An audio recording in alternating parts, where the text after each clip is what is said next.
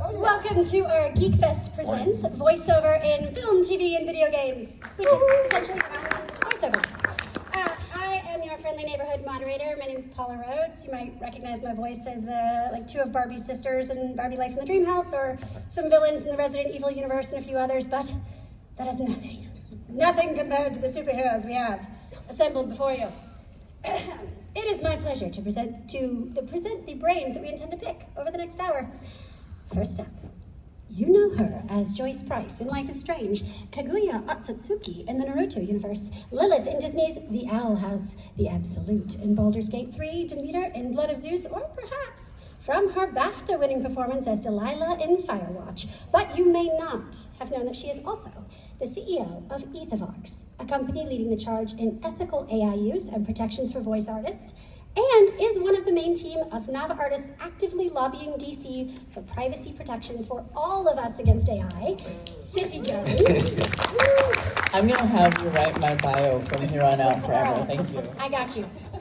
Alongside her, your ears may recognize the actor known for voicing distinguished characters like Lisa in Genshin Impact, Evelyn in League of Legends, Sindel in Mortal Kombat 11 and MK1, Storm in Marvel Rivals and several other Marvel titles, Shula in Arcane, Dr. Sloan and Ice Queen in Fortnite, Ikora Ray in Destiny 2, Orla in Pokemon Horizons, Principal Evans in Spider-Man 2, Ilaria Windrunner in the World of Warcraft, Lysa Drac in Green Lantern, Beware My Power, Krista in The Walking Dead, and nearly 150 other credits. You guys, I had to narrow this down, and there are so many amazing more.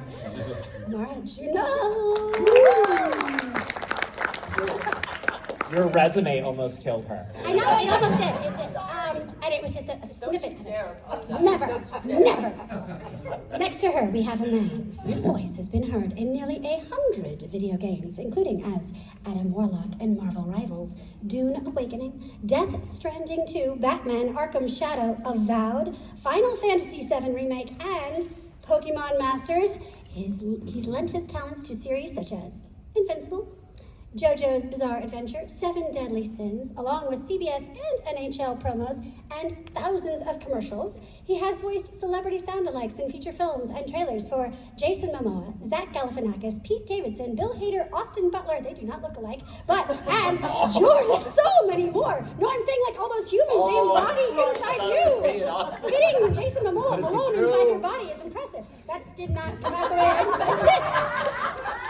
Backing up. Listen, I think you look exactly like Jason Momoa, okay? That's what I think. I look just like him. Steamy up in here. Jordan Reynolds. Catching my breath. Okay. Referred to as an incendiary actress by Fangoria magazine, she's brought her razor-sharp energy to the award-winning series Bryce, to Faye in Dracula's Ex-Girlfriend, as Claire Atlas in the series Class Axe, and she can be heard as the voice of Nakikito and Dan Dadan, Quack the Snake in Amy's Dead End Dreamhouse, and most notably as Sally Mae in the hit animated show Hell of a Boss. It's Morgana Ignis. Woo! And last, but certainly not least, Robin Williams. Okay, I'm just kidding. But actually, this amazing talent did go viral for his impressive impersonation of that legend, and that is just one of the many, many, many voices that he can embody. After bursting out of military boarding school as a top cadet, there's a story. He went on to become Wolverine, Han Solo, Obi-Wan Kenobi, Matt Damon, Patrick Swayze, Iron Man, the Mad Hatter, Jack Nicholson, Kurt Russell, Steve Rogers, and more. That's like, when I grow up, I want to be. That was amazing. He is also an accomplished writer and producer. Please welcome Jamie Costa. If I pronounced all of those wrong, I am so sorry. But now, why you are here. It is a cool job, right? I mean, you want to hear the secrets, maybe how we got in, all about perhaps how you might get in, the skills, the stories, the laughs. Am I right? Maybe? Possibly? Okay, good. Because otherwise I'm just going to have to wing this. So, let me start by saying there is no one-size-fits-all ladder for this exact profession, that there might be in others where you just climb it and you get to that destination. I liken it more to a jungle for which you bring your own machete, and as long as you don't have a destination that you have to get into, you're going to love the journey. So, with that in mind, origin stories. fade in on a flashback. Panelists, in elevator pitch fashion, we'll start here and go down. What journey brought you into this amazing profession? Sheer dumb luck. Next. No, I was actually slaving away in the Silicon Valley, super hating my life. And I was talking with my aunt about dream jobs, and I was like, I don't know, man, I just want to be a voice on The Simpsons. And she was like, you should do that. And I was like, cool. And then 2 weeks later, I heard Nancy Cartwright, who's the voice of Bart Simpson, on the radio talking about voiceover, and it's this amazing job. And I was in the San Francisco Bay Area, and she was like, you guys have one of the best voiceover schools in the country in your backyard. And I was like, what? Go on. And so she talked about this school, and I called that day, and I started taking classes that week. And 2 years later, I left my soul-sucking job and dove headfirst into voiceover. And so that was that. And then I didn't work for a year. It was great. I similarly was in a soul-sucking career. Is this on? I forgot you have to lick these things. Yeah, I pretty much, until I found voiceover, hated everything that I did in the corporate world. Hated the fluorescent lights, dressing up, pantyhose, the whole deal. And I thought that that was the traditional mode of success, and really didn't know what I was going to do for my future. Found radio, became a radio DJ, wound up getting promoted to working on 3 different stations, did that for about 7.5 years. Radio's freaking crazy. Decided to quit radio because I couldn't deal with the crazy anymore. Still wanted to use my voice because I thought at the time being on the radio was the best thing ever, because I got to talk and listen to music and make friends. Thought I was going to maybe go back to school for broadcasting, and then decided to, instead of using all that money for a college degree and wasting it on classes like geology that I would never use, plunge it into something that would be something I would actually love, like talking for a living. And then I realized I could act for a living, and I could voice act for a living, and not have to show my face and all the things that, on camera people have to worry about, and the pressure, because I like privacy.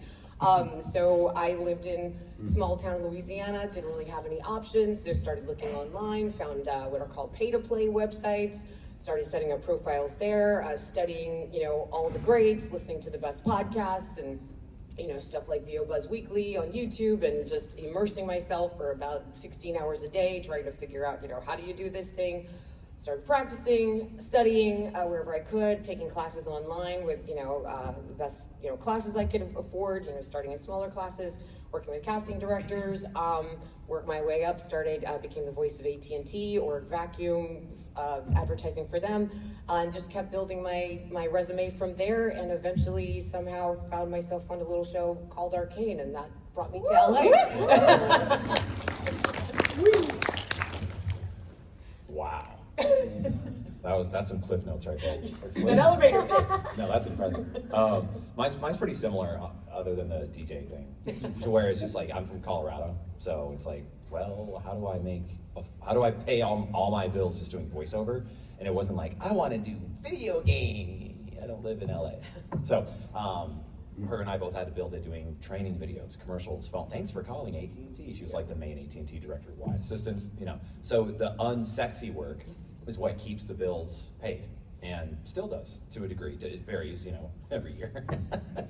But Striker knows right. Jungle, bring that machete. Yeah, exactly. So, but I encourage you to not just, the character stuff is super fun, and we are all privileged to do a lot of it, but we're still doing, like we said, promos, commercials, things like, that Trivago ad that you're all sick of? Yeah, and the guy with the big teeth, he's like, should have gone to Trivago. And there's a voice that comes on at the end. That's me. So it's like, book with Trivago and save up to 30%. Hotel, Trivago. That's me. And that pays more money, a lot more, than one video game session, right? So I just 10 video games. There's something wrong here. You know what I'm saying? So I just encourage, because people really, and I get it, the character stuff is fun, but I encourage you to branch out in the voiceover training you do. But back to that, so that's where we started, and then we did the character stuff, and then we moved to LA after we signed with an LA agent. after she booked Arcane. We had no intentions to move to LA, because everyone's like, the people are evil and they just want to use you. Well, that's true. We're totally Completely, yeah. Yeah, this whole panel is that. So We're actually gonna eat you at the end of this. I brought a fork. Lock the doors, baby. What are we talking about? Come on, do I look evil? Never mind. I mean, Don't answer that. Listen, it's a perfectly normal photo. so yeah, to wrap it up, is like the rest. That'll bring them in. So yeah, it's I encourage people just to not, don't quit your day job and think you're just gonna like make all this money doing character work out of the gate. It's a very slow build for most people, but do everything she also said. It's the training, improv changed my life, changed my career, and I'll just end it there. We'll circle back. I have a long, complex, exciting story of how I got into voice acting. One day, Vivian Medrano came up to me, a friend of mine who created a show called Has Been Hotel and Hell of a Boss, and said, "Do you want to voice act in my show?" And I said yes. Wow! No. So the real story here is that I've been actively acting for like 15 years, and I did not start in voice acting at all. I started on stage. I was actually doing black box theater stuff all over LA. I went to a school that was like a learn and perform school. So at a certain point, you are learning as you are putting on productions in this black box theater and being part of this theater company. That came from, combined with a lot of improv work, being with Second City and doing a lot of comedy stuff. And then from there, started moving into the on-screen world. So most of my stuff was on camera, but a lot of the stuff that I was doing was a very specific type of character. I was mostly under prosthetic makeup for almost all of my roles. I played a lot of, don't do it as much anymore, thankfully. I'm sick of the glue. But I was in a lot of sci-fi channel shows, a lot of different TV shows. I did one series on IFC called Stand Against Evil, which was with John C. McGinley from Scrubs, Janet Varney, and a bunch of other people. I did that for 3 seasons, playing every single demon in that show. So the ultimate job security with effects work is that they will kill you one day, and then you come back the next day, they put you in a different makeup, and then just send you on your way to do it again. So I died 9 times on that show.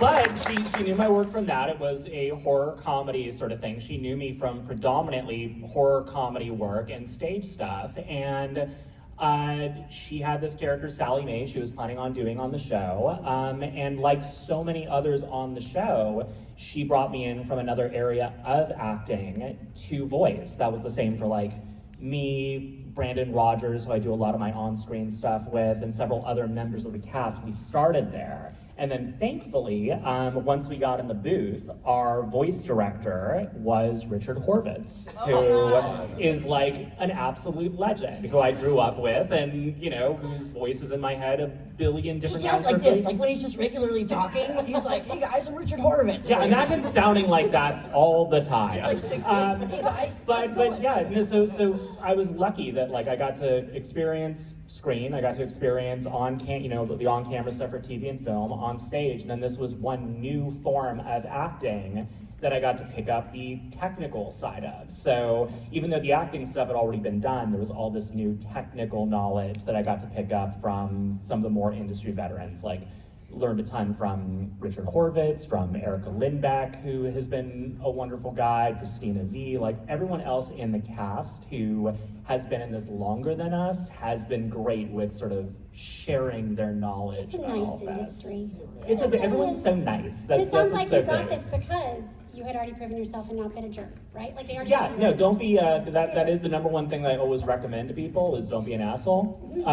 Be a joy to work with, and sometimes that is more important than actually being good at acting. Some people will just want you on set because you're fun. So, highly recommend that. Thankfully, I got better. You're brilliant and has been. Thank you. So fun. It's such a fun show. Awesome. How about you, Jamie? Well, if we're talking origins, I would say it goes all the way back when, I think it's more of a condition for myself. I'm like, well, let's make money out of it. No, but seriously.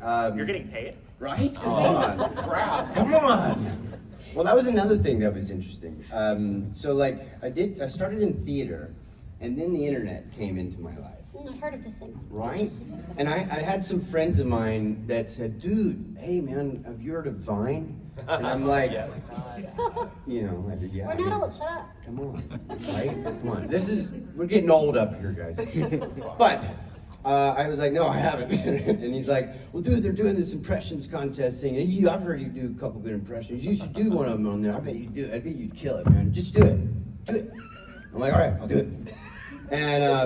And so I get on there and I just do this like impressions contest thing. I've never been on anything, internet, nothing, ever. Like I just barely got into acting like a year or two before. And so immediately I'm like, all right. Hey sis, yes dear? I think it'd be cool if we entered this impressions contest, don't you? Oh, definitely dear, let's do it. All right, well I think we just did. And then that was it. Yeah. And so a little bit of Doubtfire Robin, and then like immediately Marcus Vincent, I believe is his name, or Vincent Marcus, he revined me, if you will. And it like got, thrown to all his audience immediately, and he had a lot of like followers or whatever. I don't know anything about the internet, at the time. I'm like, I don't know what anything all this is. So literally, boom! It just like so many people followed me at once, and I was like, holy shit. I'm like, I don't even know. Yeah, I don't know. Yeah, I was like, it is alive! Yeah, so like that became where I could just funnel my energy in between like doing like the jobs, doing our shit. And sorry. And Earmuffs, small children. And I've already broken that rule several times over. You knew what show I was on. My beeping button isn't working. It's fine. so yeah, eventually, yeah.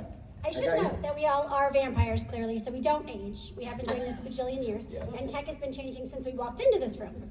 So it is quite different all the time. But say, we all get these on occasion, right? Somebody reaching out being like, I really want to get into voiceover, or I have a daughter who wants to do this, or son who's interested. What is your sort of, I don't know, nugget of advice for those VL 101 kids? I'm just gonna listen. Yeah, do it. One of my friends that I went to high school with decided to give my personal email address to somebody who wanted to know how to get into voiceover.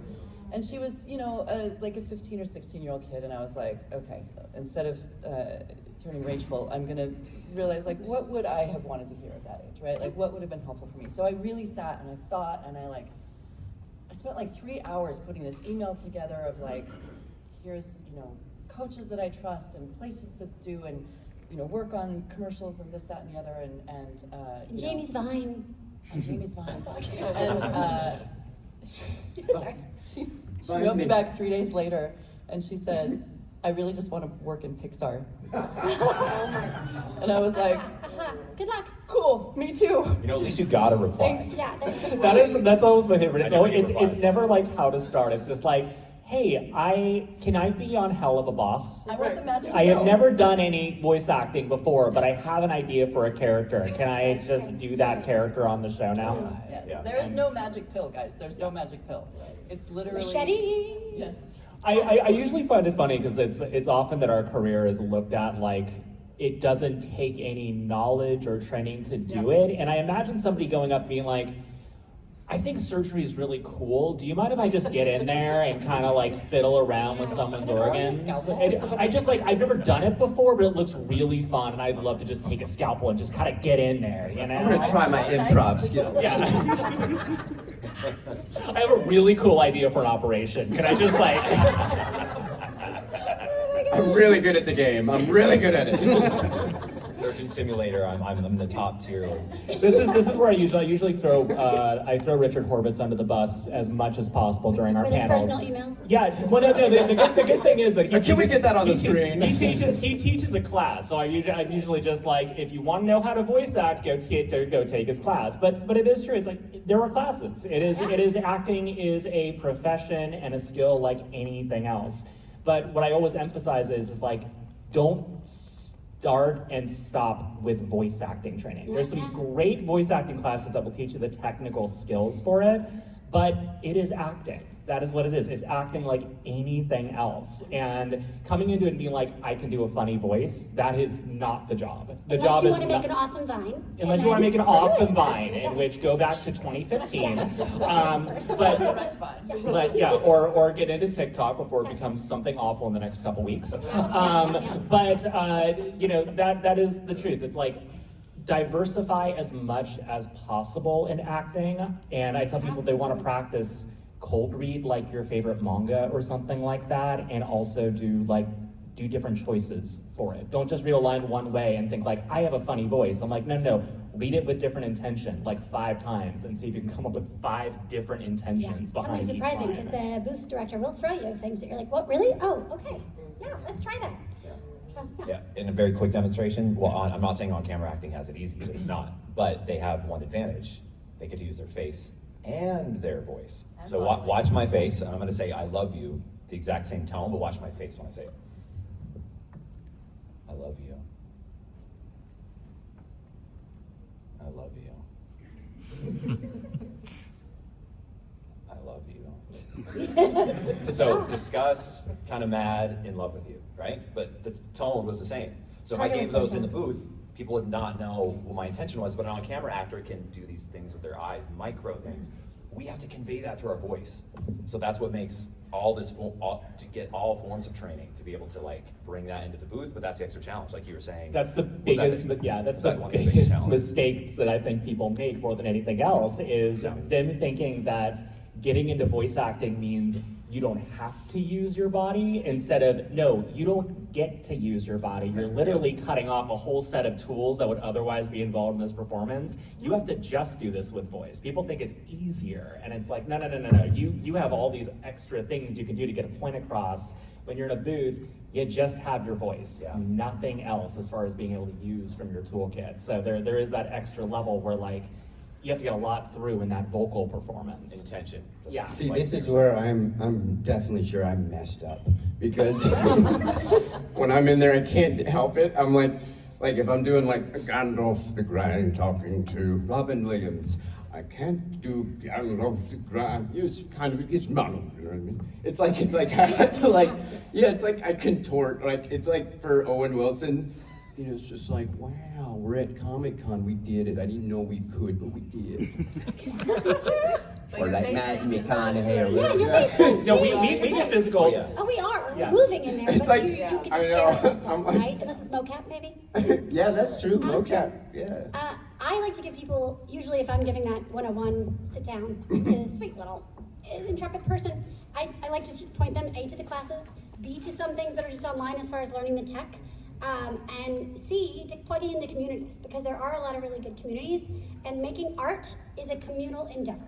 So they say it's who you know, and I mean, don't get daunted, but yeah, it totally is. Like she said, don't be a jerk. Meet people, get out there, do stuff, and then as you prove that you're a good person who is also reliable, you'll see your track start to really pick up a bit. I think one of the best things I learned in the Silicon Valley was who you know will get you to the table, but what you know will get you through the door. So be cool, don't be an asshole, but also know your shit. Well, what you know will let you know how to take down the door. Good, there we go. Here we go. And then so tech, though, I get it can be daunting, right? It is a lot. And we are all always climbing this curve because it's always changing. And I will totally admit that Jordan here completely opened my eyes to even how little I knew, because you were the first one that actually pointed out like how much a mic can affect your voice, that there are different mics that make different voices sound better or worse. And he helped me set up one of my first booths during COVID, like prepping it.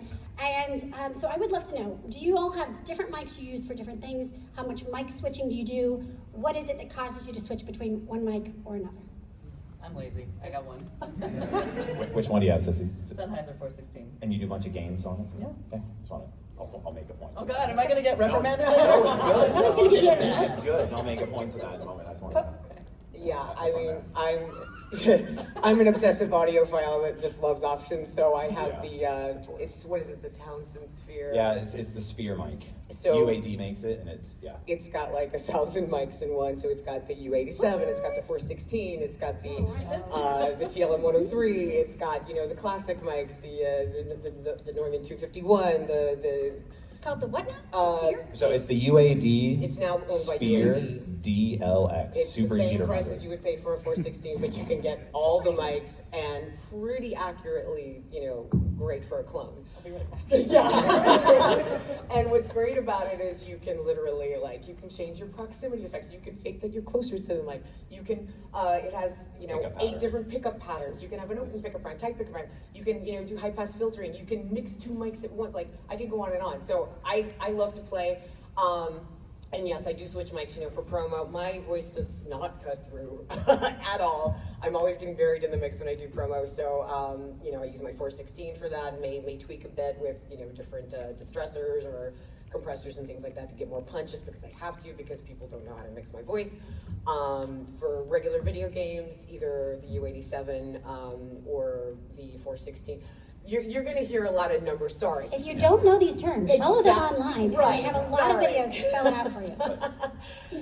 You're going to hear the jargon, but usually there's 2 kind of basic goal mics that people have in voiceover. It's the Neumann U87, which is kind of like a universal, more clean sound, and then you have the Sennheiser 416, which is known. It was introduced by Ernie something or other in the 50s because he was paranoid about people listening to, he wanted to, I think he wanted to hear the engineers talking or something. I don't remember the story. It's a really fascinating story if you look it up. But it's very punchy, and it really, it cuts through and has a lot of body. And honestly, you can have any one of these mics. You can really have any mic that sounds great on your voice, because when you think about it, if you go into a studio, they are not going to switch mics for you and go you look like a 416, you know what I mean? No. You're going to And do it for a music session, they do. Yeah, in music But sessions they for do, but voiceover, for us, we don't have never. the time. Yeah. So you really don't have to obsess over it the way we do, but if you're working from home, it is great to kind of experiment with different mics and see what sounds best on your voice, because one size doesn't necessarily fit all, which is another reason I like the UAD, because, you can play around with anything you want, but that's my long answer. How did you get commission on this? Because I know. every single one We're all of us like, is right? I'm literally in the plug, and I designed some presets for You it. did, yeah. But there's no royalties or anything, unfortunately.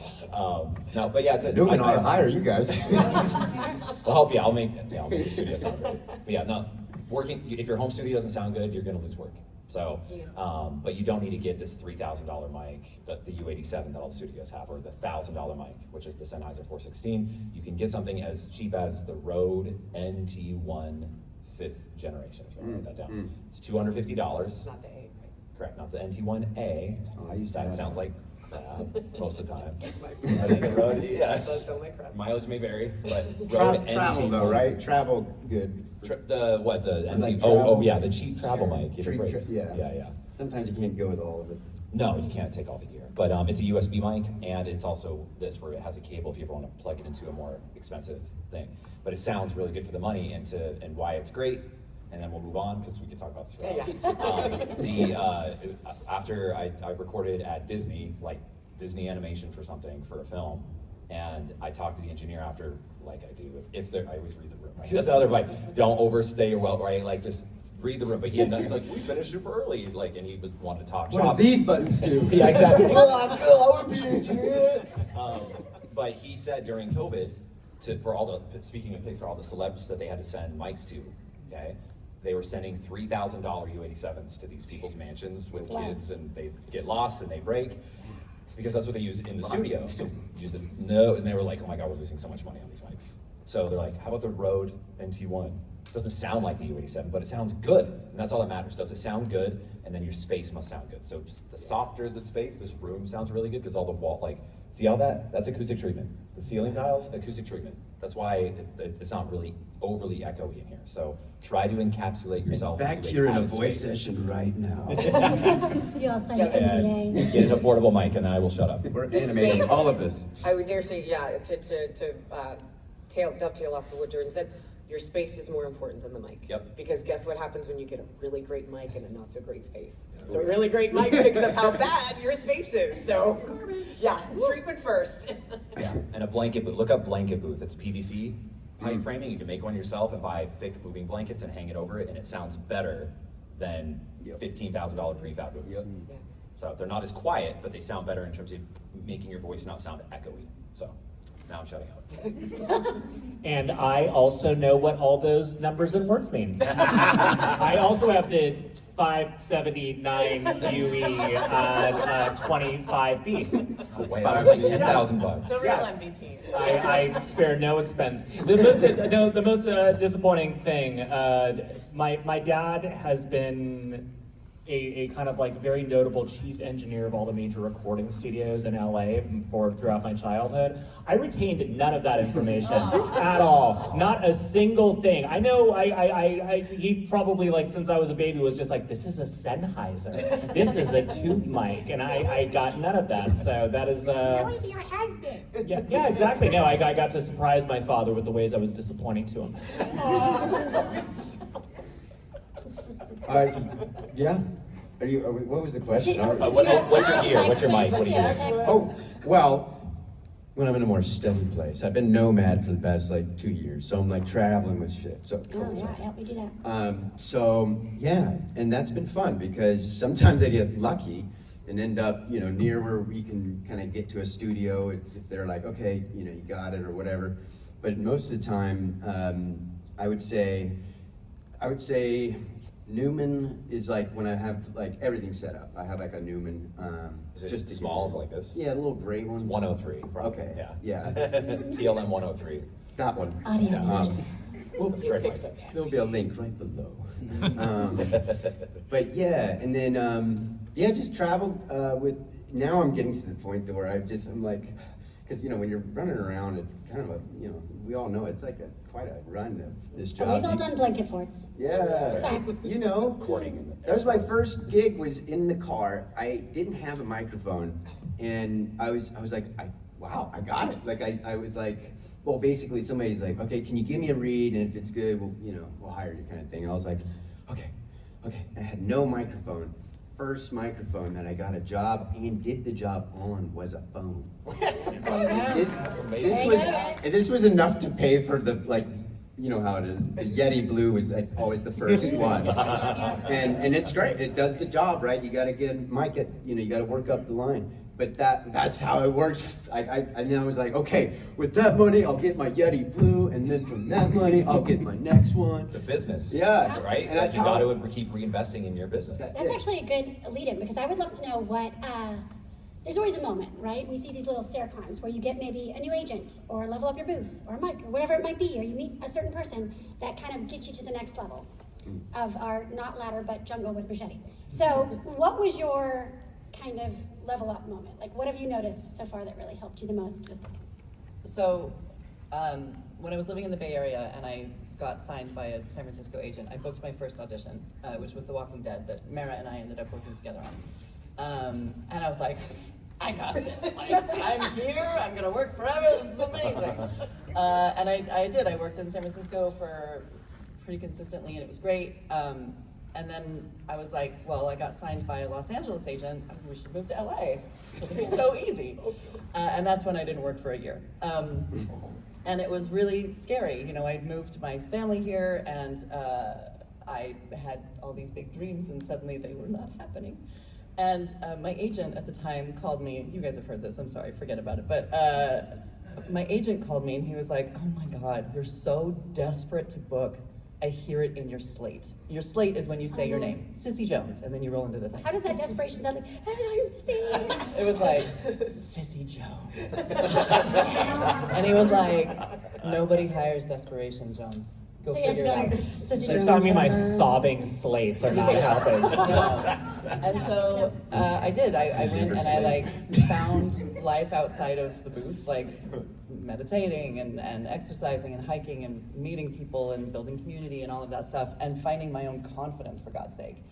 And about 3 weeks after that, I booked the voice of Ralph's, and I was the voice of Ralph's grocery stores in LA for 8 years. That's awesome. But it was that, like, if you don't have confidence, everybody hears it. You think you're just on a microphone? Lies. Everybody hears everything that comes through this little tube. And if you don't have confidence, that's it. So that was my thing. Is there a mic that hides not having confidence?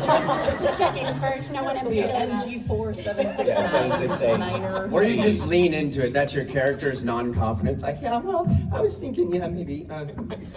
You really nailed it. You sounded so weak and pathetic in your audition. It was incredible. It's exactly what we want for our brand. I would say for me, my first sort of level up moment was, from going from working alone in a booth in the swamps of Louisiana to actually starting to make some traction was networking. I am an introvert, possibly ambivert, but lean very heavily introvert. And so the idea was very terrifying of, going to a conference. My first conference was FavCon. Are you picturing them all naked right now? Is that what's happening? Okay. I've tried, it doesn't work. Sorry, It just makes me sorry, sad. But I got myself on a plane. This was like 2012, and went to a peer-to-peer voice acting conference, weekend conference in Ventura County, and I didn't know really anyone. And I got there.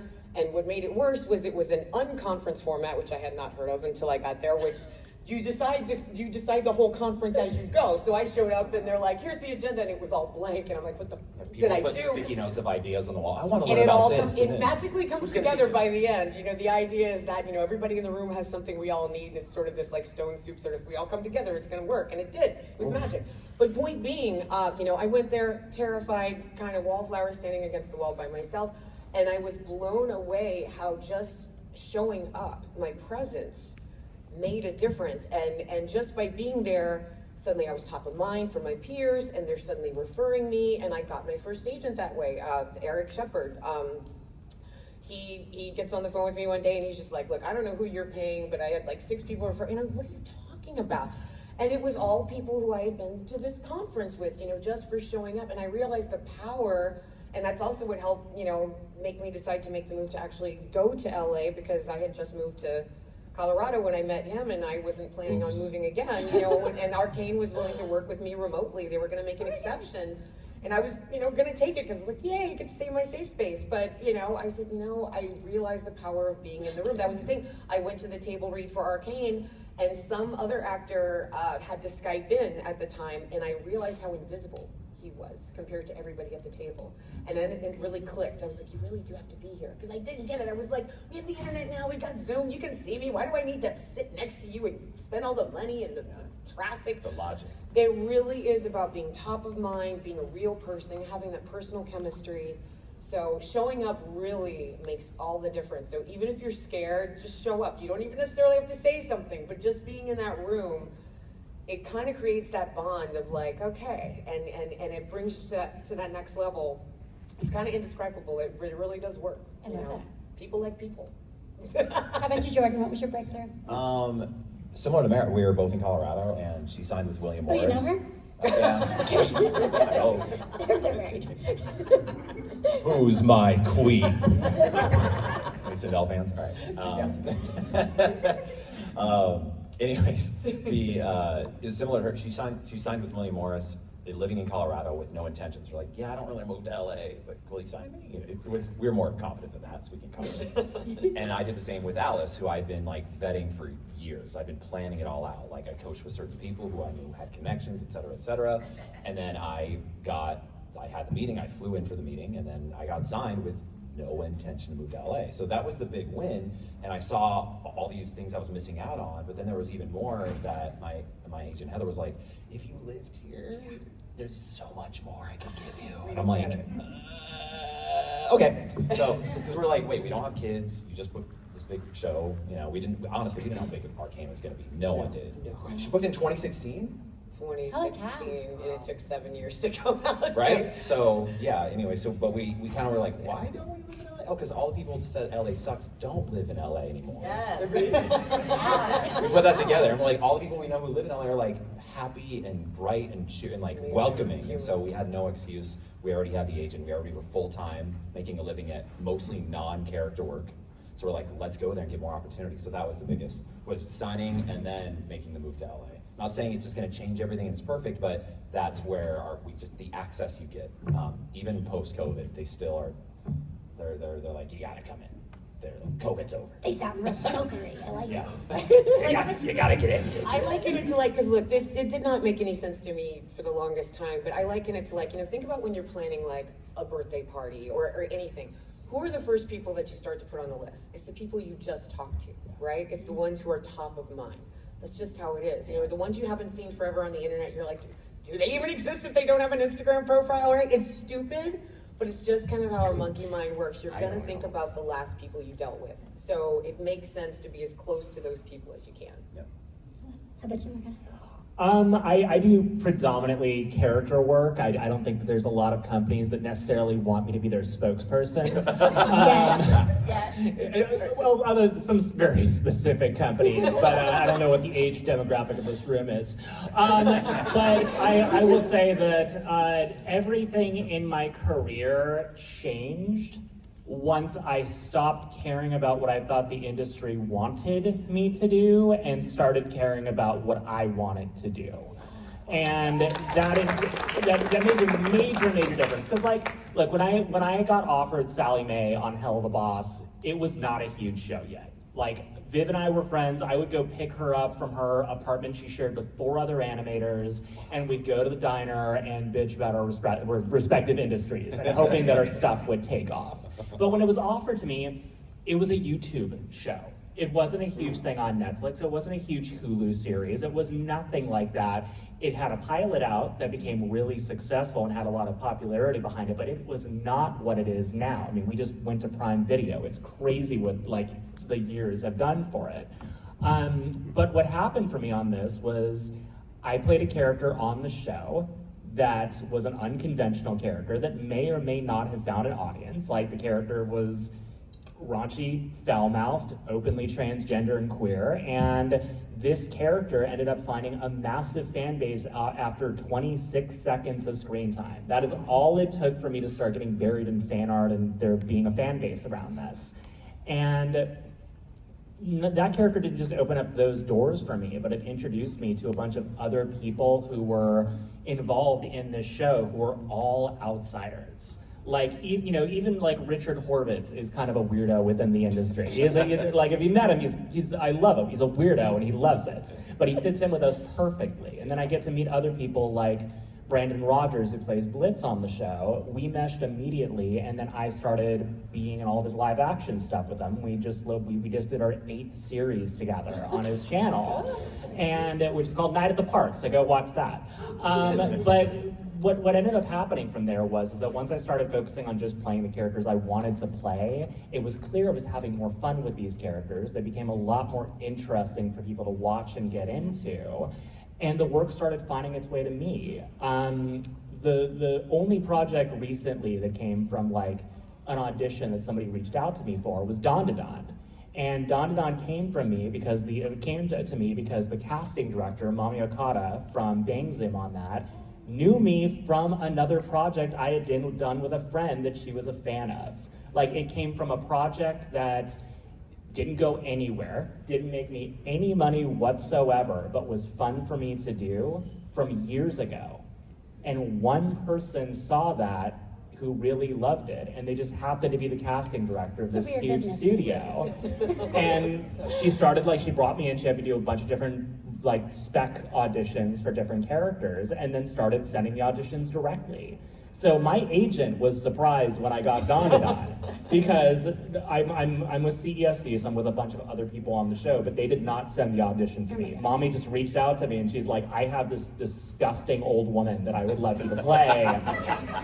And she's like, can you do a really gross voice? I was like, yes, I can absolutely do a disgusting voice for you. So I came in and I did that voice. She booked me the same day, and then my agents called me the next day and were like, what the hell? Like, you booked Don to Don? So, but again, all of that came. Wait, did you turn around and go, what the hell? Why didn't you send me the audition? Yes, no, I had a talk with them. I'm like, yes, why didn't you send me it? So they send me a lot more anime now. But again, that didn't come from going through usual industry methods. It didn't come from the workshops or anything else. It came from just making a project I wanted to make and focusing on doing it because I loved it. And the passion for that shone through enough that the right person saw it. So really, like, I've learned to stop making excuses for not making your own stuff. It is so much easier now to make your own stuff than Studio it in used your to be. pocket. Yeah, you have a 4K film camera in your pocket now, and you have microphones that are a lot cheaper and programs that are a lot cheaper to be able to make things sound good. It is so easy to not just make your own stuff, but make stuff that actually looks and sounds good now. So do that, because unfortunately, I think as things changed, people are in high positions in the industry are far less likely to invest in people who haven't They're all built it I know. themselves. I think they're not humans anymore. No, it's fine. They do look at us, and they do look at everyone new, and they're just like, cool, we're not gonna grow you. Do you have 200,000 followers already? Because we're not paying for PR to build you up. We're not gonna pay for training. Like, come into it having already done your own thing, and then we'll buy into it. Yay! It What about helps. you, Jamie? What was your level up? And then we'll go through and I'll get a couple questions as we share everything. My level up. Let me see. I would say, so I equate it to, for me, the journey's always been a little bit of, I'm a little bit philosophical, and like I got into acting just for perspective on self. Like, so like I wanted to understand myself. Acting as therapy? For sure. Well, I didn't even know that as much, like until later when I had one of the rare ones, a great acting coach.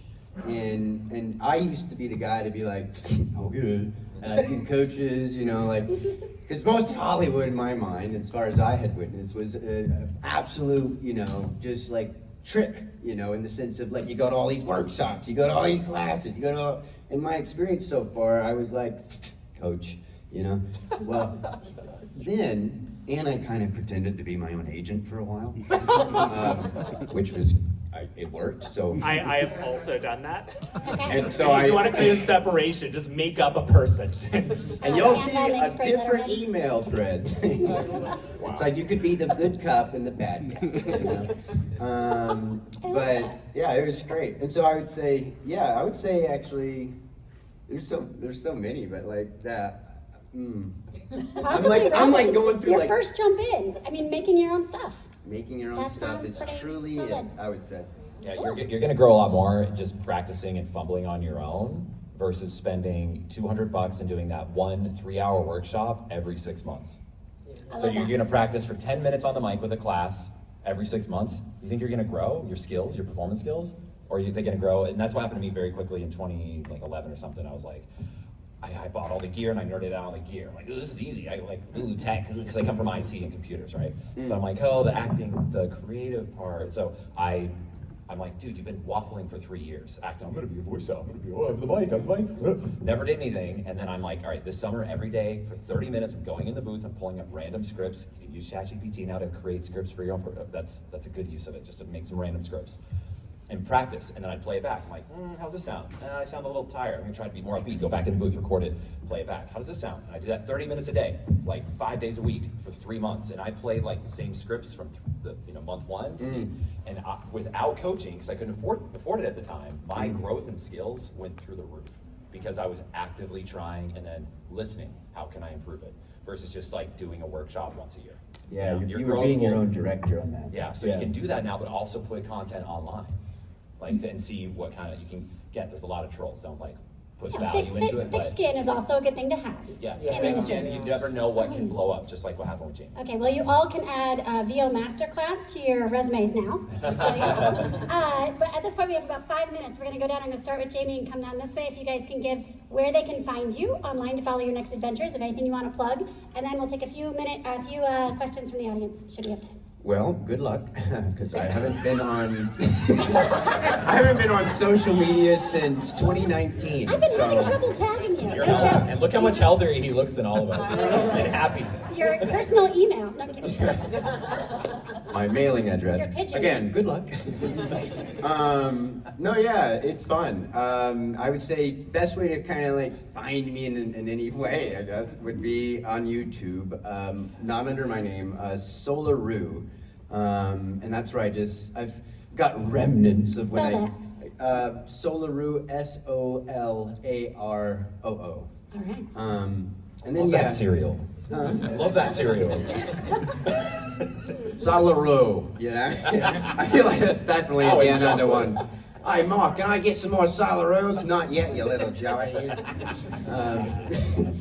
I'm sorry, I love Australia. That's also where I've been in recent for a lot. So, Amazing. yeah.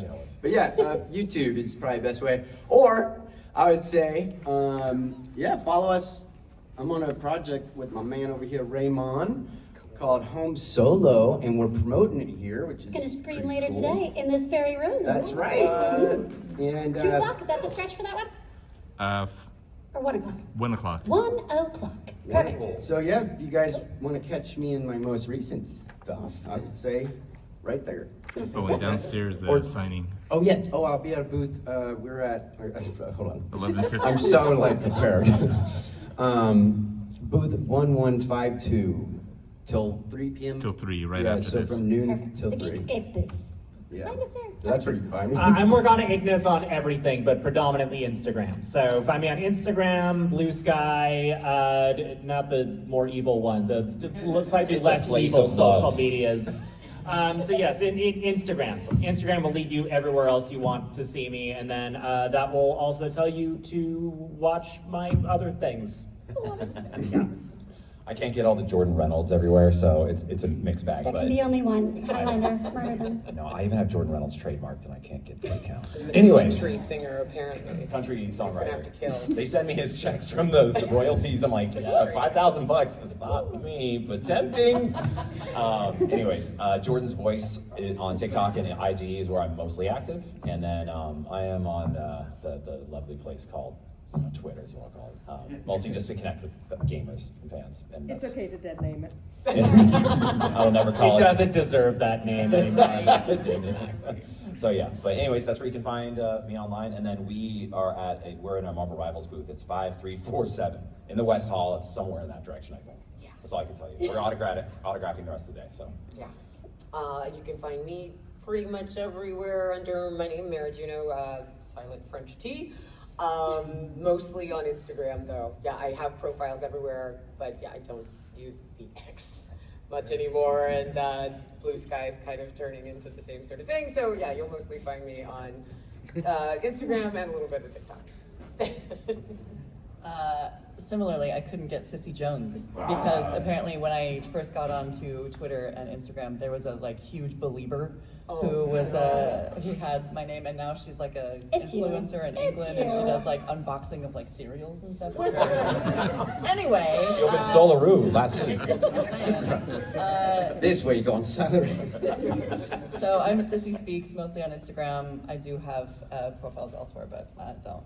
Also, Sissy, apparently, on Twitter is considered hate speech. So even though I have Sissy Speaks on Twitter, they're like, you're evil. And I'm like, or not Twitter, but TikTok. So Yay, we're in the best time. Guys, I could never find you. I was like, what's happening? Everything is great and on fire. And you can find me at you can find me at Paula_Rhodes, RHODES, or my film at Burned Movie, which we'll be playing here right after in the same room, featuring the lovely Cissy Speaks, an amazing other film, our voiceover actors from Yuri Lowenthal, Tara Platt, Neil Niven. So please, we would love to have you stay for that. But at this point, we have about 3-ish minutes or so for questions. So if you want, stand up. Give us a question. What do you got? It was called FavCon. It does not exist anymore. It was a peer-to-peer conference. But if you're looking for a great voiceover conference to go to, I highly recommend VO Atlanta. It's the biggest voiceover conference pretty much in the world. It's getting bigger and bigger. So just know if you're going for your first time, it can be a bit overwhelming. I mean, I think just the Spanish program alone has over 1,000 people, and I think the last time I went, it was 5,000 people. No. I thought it was 1,000 total. But No. if you want to ease your way in, One Voice conference is in Dallas. It's a smaller, Sure, yeah. and Run by the it gives same you a people. vibe, and then you can go to the big one, VO Atlanta. Yeah. So.